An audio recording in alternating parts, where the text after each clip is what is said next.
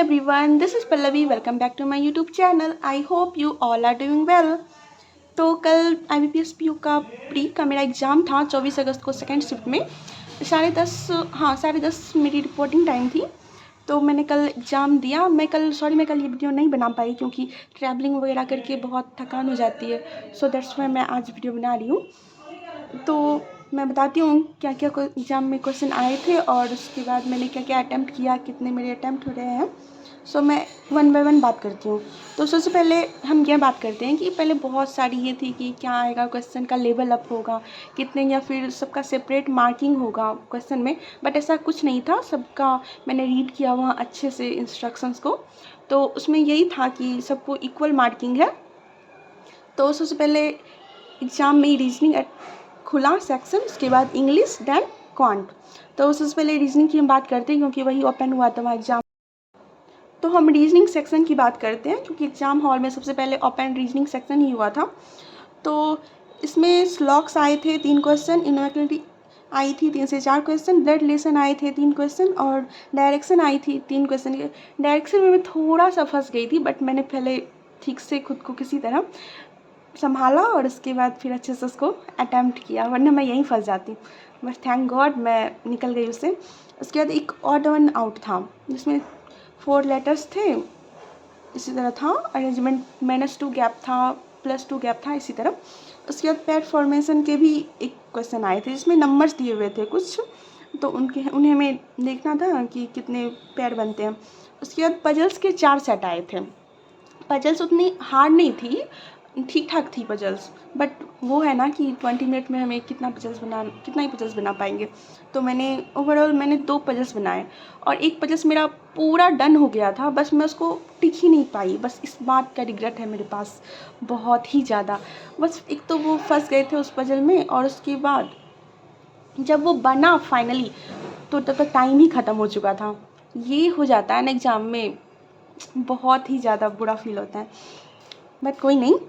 तो सबसे पहला पजल ये था जिसमें 9% थे और उसमें ये दिया हुआ था कि मिनिमम पर्सन 2 होंगे और उसका मैक्सिमम 4 को आप बैठा सकते हो। 3 स्टेट दिया हुआ था, बिहार, पंजाब और कर्नाटक। तो सबसे मैक्सिमम पर्सन 4 बिहार में बैठा हुआ था, जिसमें मुझे याद है शायद यही थे CEA के, आप लोग चाहो तो मिला लेना। उसके बाद पंजाब में 3% थे, तो मुझे 2 का ही याद है, G और B, और एक कुछ होगा। उसके बाद कर्नाटक में 2% थे जिसमें ये दिया हुआ था कि D और F ओनली 2% ही बैठे होंगे, जिस भी स्टेट में बैठेंगे ये दोनों साथ में, बस उसमें 2 ही पर्सन होंगे। तो ये इस क्वेश्चन को और भी ईजी बना दिया था, तो ये मेरा बन गया था। उसके बाद एक था 6% पर प्लस वेरिएबल, तो ये भी मेरा बन गया था। उसके बाद 7% नॉर्थ और साउथ, इसको ये फर्स्ट में मेरा खुला था और मैंने इसको उस टाइम के लिए स्किप किया था कि मैं बाद में बनाऊंगी, बट मैं इसको नहीं बना पाई। मैंने इसको ट्राई किया और यही जो क्वेश्चन था ना, मेरा एक तो फंस गया था कुछ टाइम के लिए, और उसके बाद जब बना तो मैं उसको टिक नहीं कर पाई।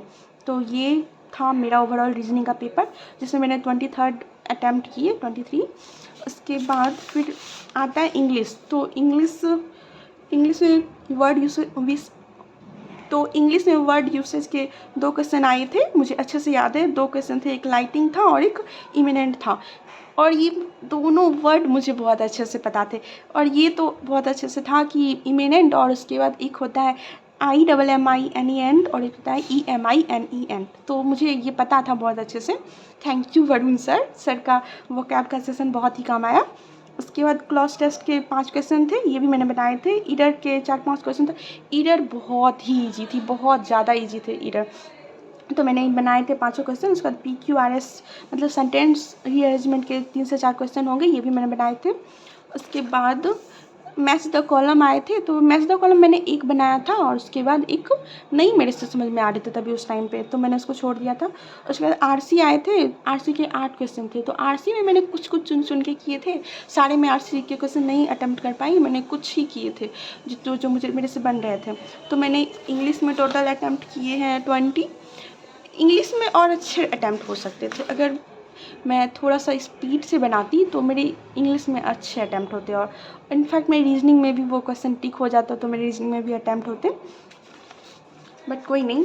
उसके बाद क्वांट का सेक्शन खुलता है, तो क्वांट में क्वांट में मिसिंग नंबर जो था ना मेरा, वो सबसे लास्ट में था, जब मेरे ऑलमोस्ट 2 मिनट या फिर 2 मिनट 30 सेकेंड इतना बचा था, तो मेरा मिसिंग नंबर सीरीज़ तक मैं पहुंची थी।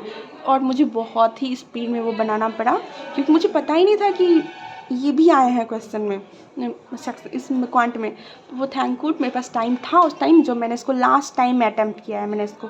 फिर उसके बाद सबसे पहले अप्रॉक्सीमेशन आए थे मेरे सामने, तो मैंने उसको बना लिया था। उसके बाद DI, उसके बाद अर्थमेटिक आया, तो मैंने अर्थमेटिक को पहले स्किप किया। मैं देखना चाह रही थी कि DI में कौन कौन से DI आए थे। अगर मेरे से DI नहीं बनते देन मैं अर्थमेटिक को बनाती, बट DI मेरे से बन गए दोनों। एक कैसलेट आया था, मैंने कैसलेट नहीं बनाया। ये दोनों DI जो था ना मेरे से बन गए थे बहुत अच्छे से। तो मैं आपको बताती हूँ, मुझे अच्छे से याद भी है DI।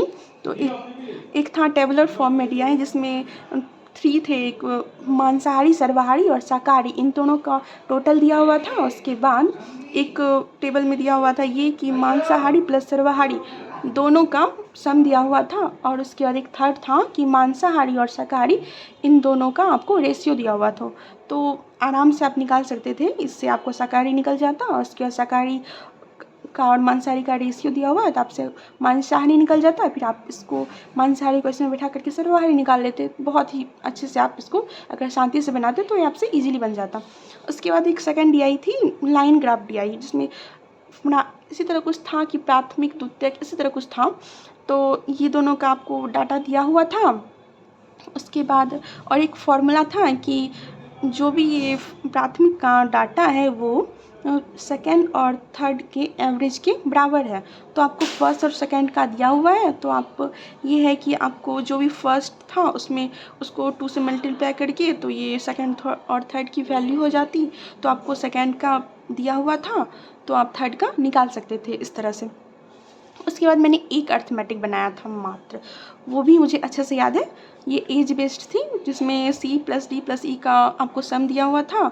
और उसके बाद ये बोला गया था C और D का जो 4 साल पहले का एज था उसका रेशियो ये था। उसके बाद और इसमें ये था कि E का जो हाफ टाइम्स था वो क्या कहता है, हाँ C का जो एज था कितना, हाँ C का एज था 6 साल बाद का उसके बराबर था। तो ये इससे मेरा ये बन गया था।